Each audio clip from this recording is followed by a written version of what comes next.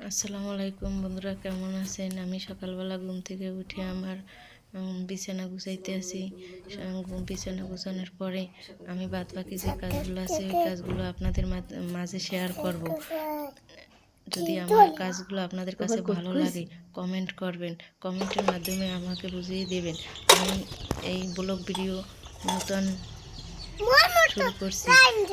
যদি আপনাদের কাছে ভালো লাগে, আমি প্রতিদিন যে কাজ করি আপনাদের কাছে শেয়ার করব, আপনাদের মাঝে শেয়ার করার চেষ্টা করব। যদি আপনাদের কাছে ভালো লাগে তাহলে আপনাদের কাছের যারা আছে তাদের কাছে আপনারা শেয়ার করবেন। আমি যখন সকালবেলা ঘুম থেকে উঠি সাথে সাথে আমার মেয়েও ওঠে। ওঠার পরে আমি যে কাজগুলো করি আমার মেয়ে আমার সাথে সাথে ওই কাজগুলো করার চেষ্টা করে।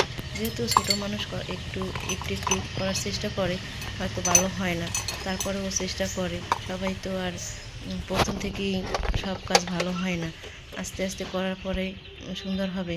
আপনাদের মাঝে আমি সব কিছুই শেয়ার করব, হয়তো দেখতে পারবেন। আমি প্রথম শুরু করছি তো হয়তো আমার ভিতরে কিছু ভুল ত্রুটি আছে, সেই ভুলগুলো আপনারা কমেন্টের মাধ্যমে আমাকে বুঝিয়ে দেবেন।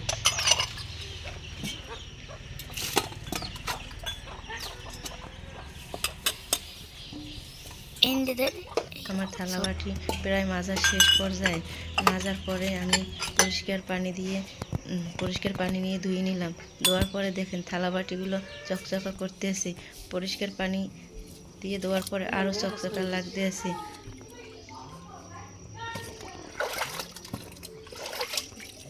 যেহেতু আমি পুকুর পাড়ে বসে থালাবাটি ধুইতে আসি, গ্রামের মেয়েরা অনেকেই পছন্দ করে পুকুরে ধোয়ার জন্য।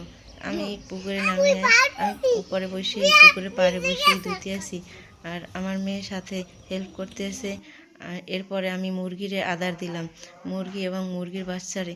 আমার মুরগি আসসালামু আলাইকুম এই বলে আমার সংক্ষিপ্ত ভিডিওতে বিদায় নিলাম।